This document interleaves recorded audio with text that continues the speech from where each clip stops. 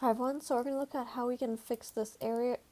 You can see here this error says that we have some sort of issue with iOS. It says error iOS 18.2 not installed. So we need to go to Xcode and install that platform. So I'm going to look for Xcode on my computer, and it's right over here. And it says that we need to go to Xcode settings platform. Xcode settings platforms,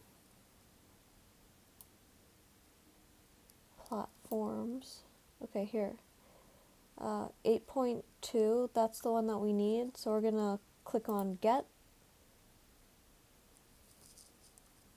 and we're getting this error because we're trying to run this Flutter project, but this Flutter project is opening up with a newer version of the iPhone, so it's seeing that the iPhone 8.2 is not installed, which is trying to open up with this iPhone for this Flutter project, so we have to install it.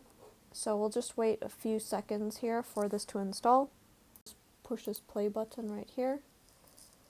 So I'll just run it.